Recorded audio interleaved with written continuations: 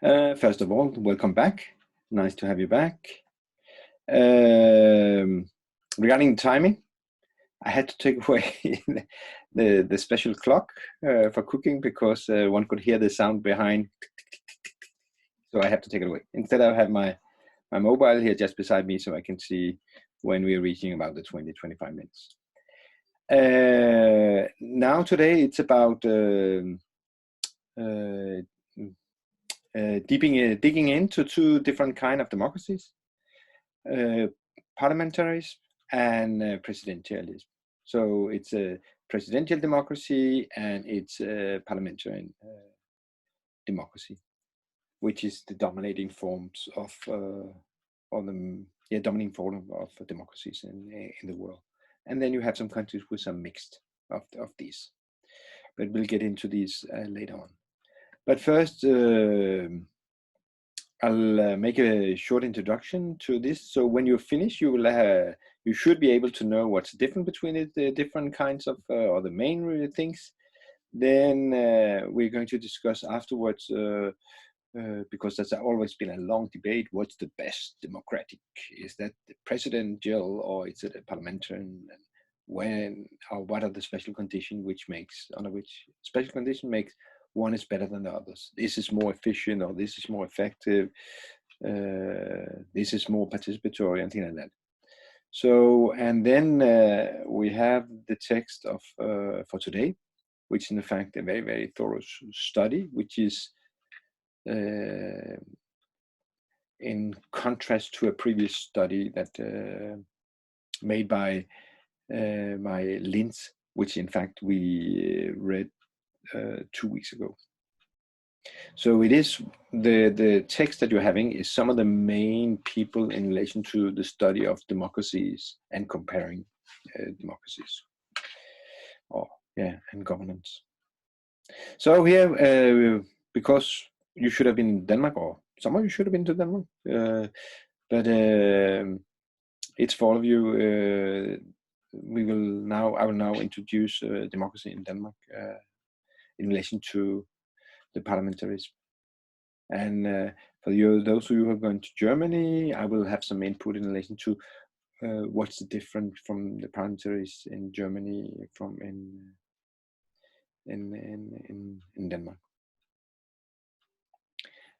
Part of it, yeah. So here we go to Denmark, and very, very brief history. It's again, we got our constitution later than you did in the United States, or the present constitution. In fact, we have the first constitution, we think about 700-800 years ago, but that was a time when it was the king and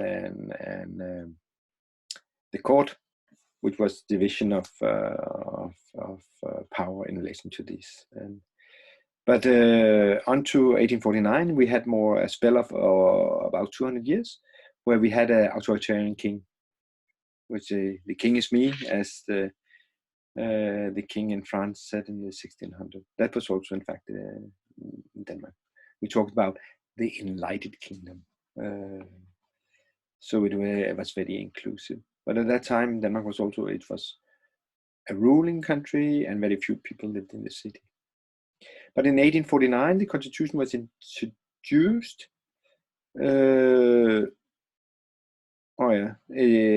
Introduces the democracy, but it's under the king. And in Denmark, it's happening. It's in fact more or less the same time. It's happening in most other European countries. So it's something which is that's revolution. They're talking about a revolution which is taking place. It's in Hungary, and which is part of that time of the Austro-Hungarian Empire. But then they got some sort of a democracy again under the empire. But they have it in other countries also. So it's not something only in Denmark. And so it's again about the ideas from United States about equality and people's rule, or before that from France. Even though after the French Revolution they had the dictatorships, and they had also the authoritarian kings for some years. But it is from there, the ideas from there about equality, and actually. Then, but when we talk about equality, it's of course not everyone who got a vote. It was only men of means over 30 who could vote. Women in Denmark, they only got it in 1915. And you had to have a certain amount. You couldn't be poor, then you couldn't be disabled, mentally disabled. You couldn't get it. And then it was a two-tier system. We had Folketing. That means the chamber of the people, and ting is something from the old time of from the Nordic times, from the Viking times also. That's the place where you make decisions. So all areas in Denmark had their own ting where they make decisions, and in fact also where they made the judgments. So if something had done something wrong, so it was also a court. So that was Folketing, which is the House of Representatives. Then you had the Landsting, which was, it's like the Senate, but including or dominated by people who are nominated by the king. And then it was the king who nominated the government. But during that time, 1848 to 1901, the party system evolved. So it was very much about, you had the government, which was very conservative. It was nominated by the king. And then it didn't function for many years because the conservative didn't have majority in the conservative, which was called right at that time. They didn't have the majority, so they just ruled by decrees all the time. But they had problems all the time also because it was, in fact, the parliament, that means Folketing and Landsting, but Folketing should approve the budget. But then they just made some laws about the budget all the time. So for 20 or 30 years, we call it the regime of Chancellor Estrup. It was just ruled by decree. And then at that time, same time, people organized in parties. So we got Venstre, that means left, but they are not left. They are in fact right. They were, at that time, they were left, but they still have the name. So it's called Venstre, the Liberal Party of Denmark. And they are not liberal in a US context, they are in a European context, where liberal in that way means in relation to economy and free market. So it was very much free market. And it was very much, it was the farmers, those who had good farms, and they were there.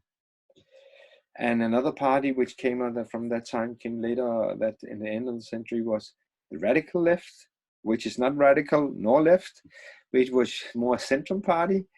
And they were, that was the smallholders primarily, and who was from that party.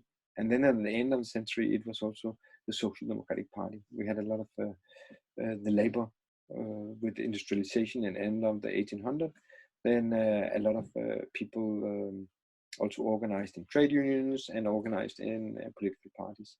And the Social Democratic Party became, at the time, the biggest. But the system didn't function at all for 30 years, more or less.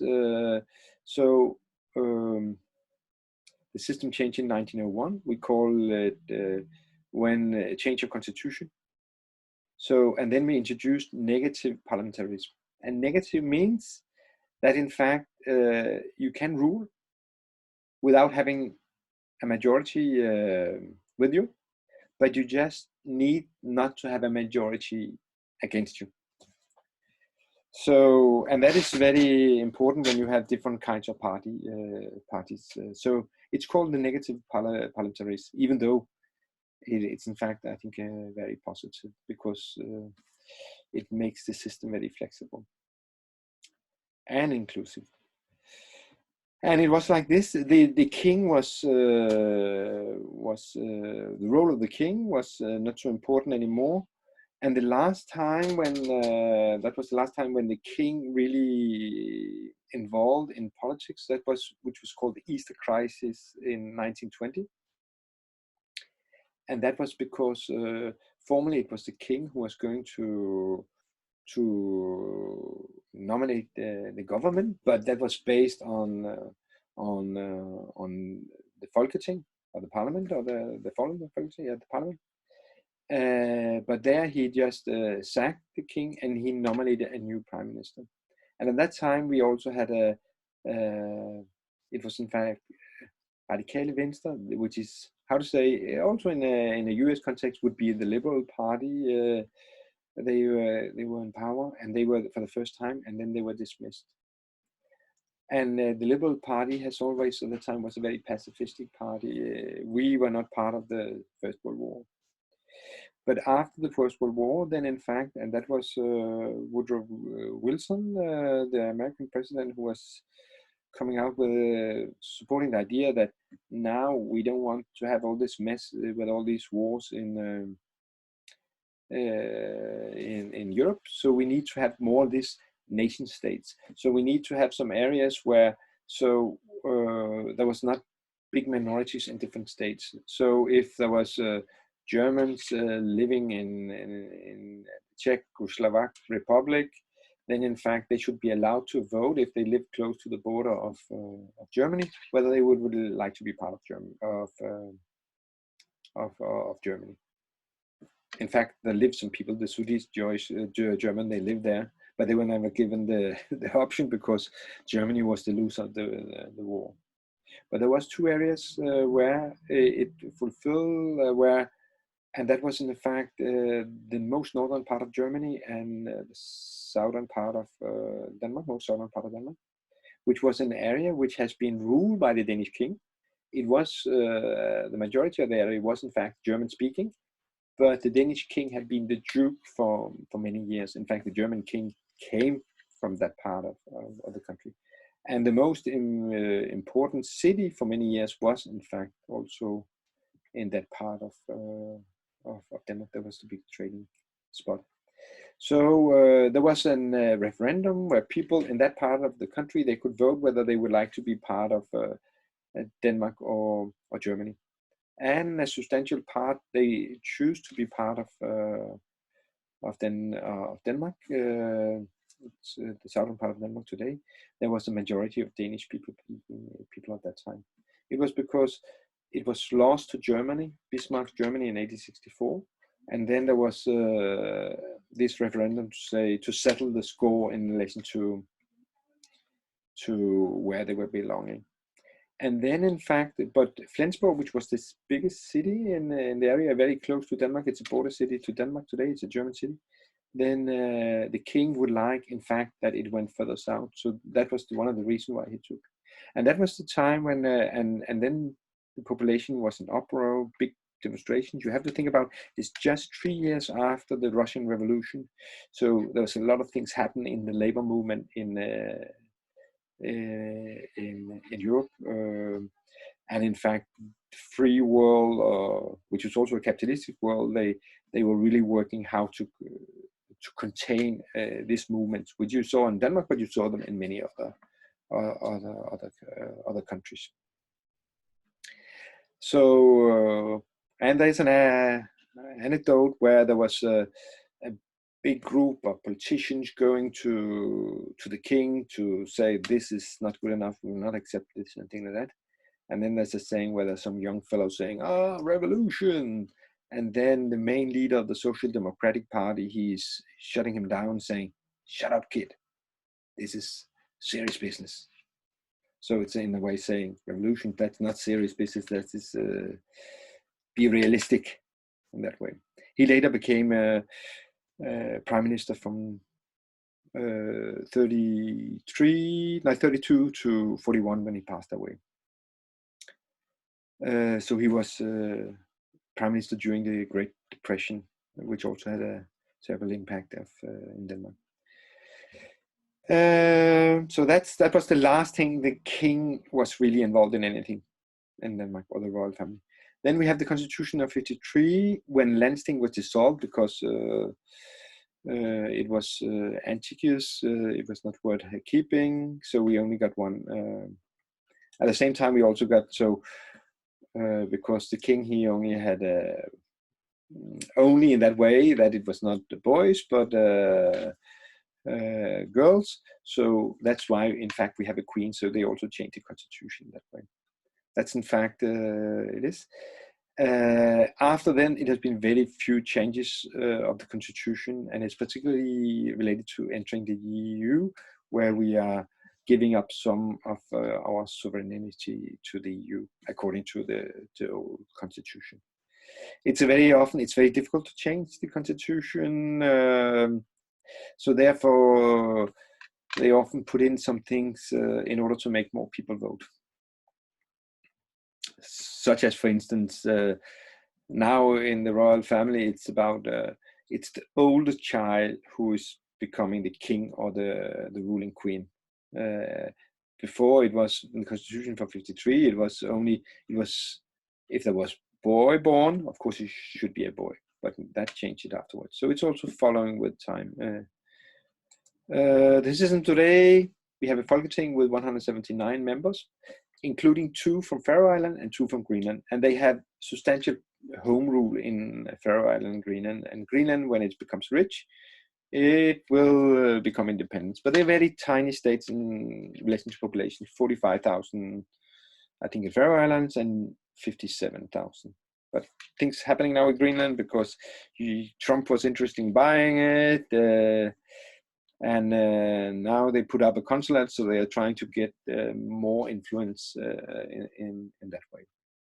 But that's another story. Election at least every 4th year. After an election, there will be no. After an election, where there are no party with a majority, the Queen invites all the party leaders to solicit their views on whom they will suggest to lead the negotiation for forming a government.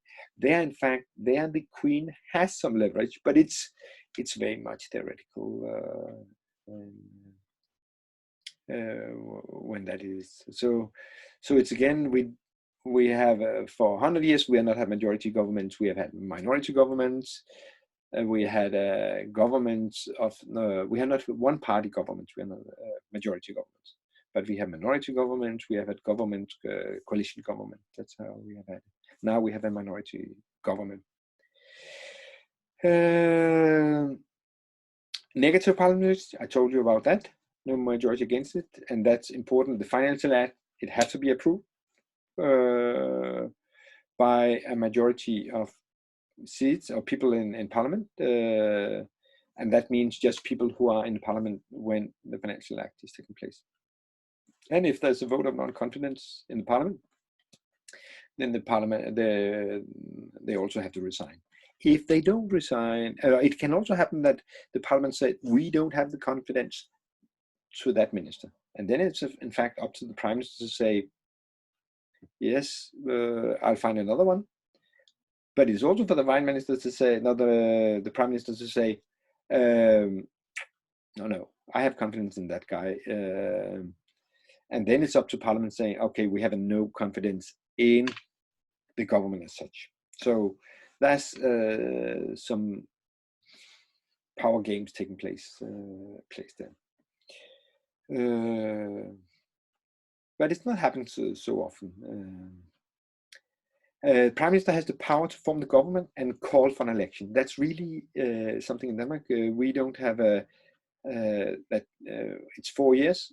No less, no more. No, in fact, it's 4 years, no more. But in fact, the prime minister can say, I'll go to the Queen, and then they will call for a new election. And that can be, they give some leverage in power for the prime minister. But I'm just saying that sometimes the prime minister is trying to do it, but it's very often it's backshotting. It's happened also in England, if you can remember, or Great Britain, when May, she was saying they were really strong in the polls, and they were sure they were going to win a bigger majority, and then in fact they lost a lot of votes, so they have to rule with the support of North Irish Party. There's no de jure, that means legally there's no limits to the time of the prime minister. But I don't think that any had lasted more than 10 years. And it is also because it is a tough work. But it is also about, after some time, then people in your party, they say, oh no, things have to change. So there's a lot of things so that power doesn't go to your head, because that's what you see in some countries also, that power goes to your head. I have to stay there for a long time and things like that.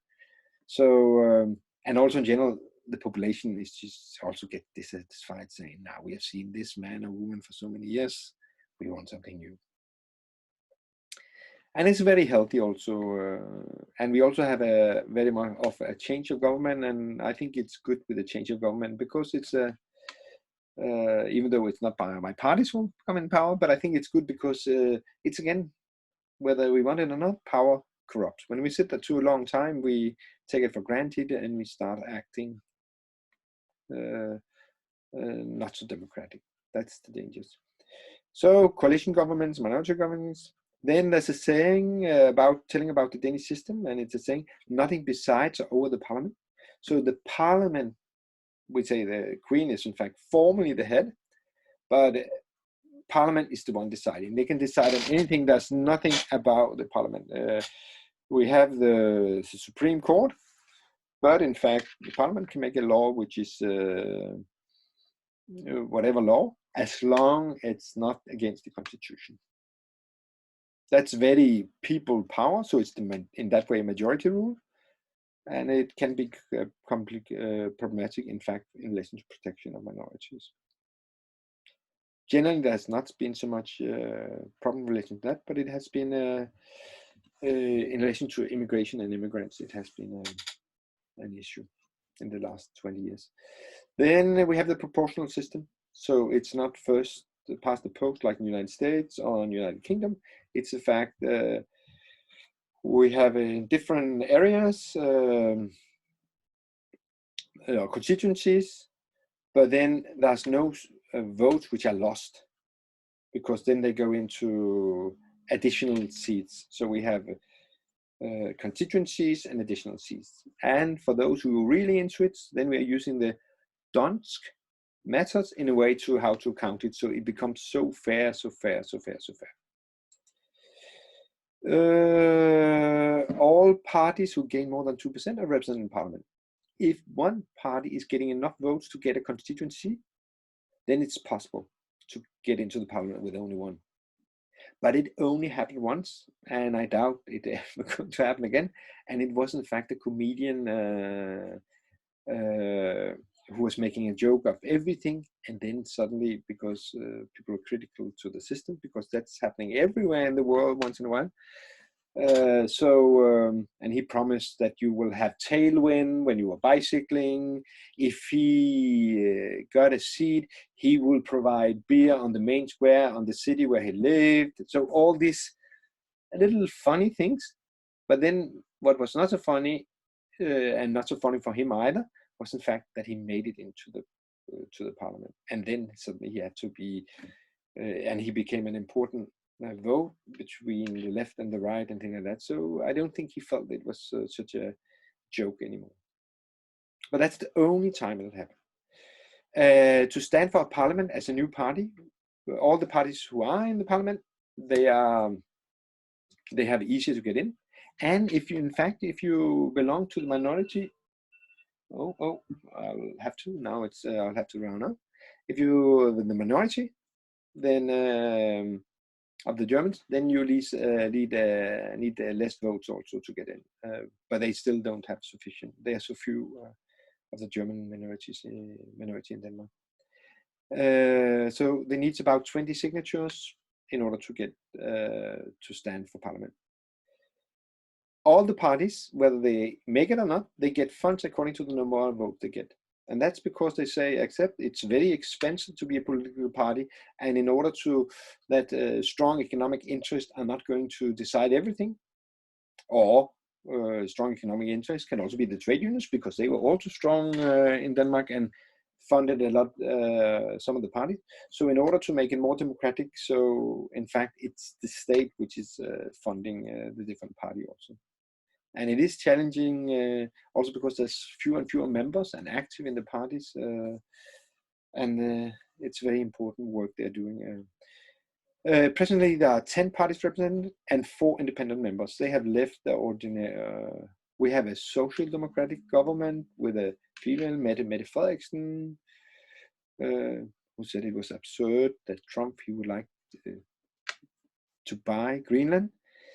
And then he didn't like it, and then he said, I will not come anyway. I was not invited, but I invited myself, and now I disinvite myself. If you get 50,000 signatures for a law, that's a new thing they made 2 years ago. Folketing has to process the proposal. They don't have to accept it, but they have to. And in fact, I've been involved in one, and that was in relation to a demand for a climate law, in relation to what are we going to do in relation to the climate. And it made it to the parliament, and then it had a big effect on the last election, which became a climate election. That was the main issue. So now more or less all the parties, they are very positive in relation to preventing climate change. We have an independent judiciary, three-tier system, very fast. Folketinget, the regions, the communes, and it's election. They collect taxes. Now it's not the regions collecting, but the communes and the Folketing are there collecting taxes.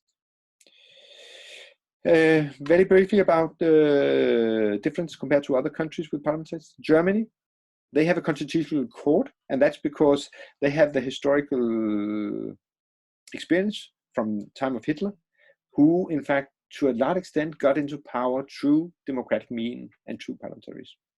So it's in order to avoid that it's not becoming the power of the majority to do everything. Then they have a constitutional court, which is there in order to secure that the constitution is upheld, but also protection of minorities. Sometimes we have a discussion in Denmark whether we should have it or not, but it's only among few. They have a president, nobody knows his name, or very few, but we all know who the chancellor is. It's Merkel. And in fact, in Germany, it's also constituting of states, which in fact has a big say also. So there's a relationship or power balance between the central state and the different states, where Bayern perhaps is the most common of all. Then you have otherwise it's very much different to. They have 5%. In order to get a party in parliament, you have to have 5%, except in the northern part of Germany, where you also find some Danes. Then part of the agreement between Denmark and Germany, then they a little bit more. Then you have a United Kingdom. They are very special. They don't have any constitution. They have case law, so it's all the decisions are made on the different rulings of this hierarchy of courts. Very interesting. Then they have but they once in a while have discussion. Perhaps we should need a constitution. They have two chambers: the upper house, the lower house. The upper house, it's where people are nominated, and they have not so much a say as the Senate has in the United States. And it's a way also to kick people up when people have done something good in society. They can, or in parliament, then they go up in the upper house. Lower house is just the parliament. That's where all the decisions are made, and that's also where the prime minister comes from. But then from 2009, they in fact have a Supreme Court to deal with how to say, issues which could be related to a non-existence constitution. That's also minority protection. It's going to be interesting to see what's happening with that now when they are getting out of the EU. If it has an election system, they have like in the United States, first past the post. Gerrymandering, that's something they also have. That was during the time of Thatcher. She spent a lot of time in order to ensure that there was not so many of the conservative we lost the votes. But it is, if you have very few parties represented in parliament, and it's very dominated by the two parties, which is in fact very much a loggerhead, and always, and even during the Brexit, they couldn't really find a solution, and that was part of the problem why it took so long a time, I think. Election system, election every 5th year, the last, Norway, election only possible every 4th year. That's a different, only every 4th year they can, they have an interesting history. They were in fact the first who really became democratic after, in fact, United Kingdom and United States. And then the royal families all over Europe, they were really irritating because it gave too much powers to the people, and it, de facto it only became independence in the 1900 because it was part of a union with Sweden. Before that, it was 800 years together with Denmark. Sweden, here it's special in that way. They have different state institutions that are relatively more independent, and we see that very much on the Corona crisis, where the health institution is not. So I will stop from now. It took a little bit longer time, but I hope you made it. Now you have something about primaries, how it is in Denmark. If you have any questions related to this, write me. Excellent. Thanks. That was this. So.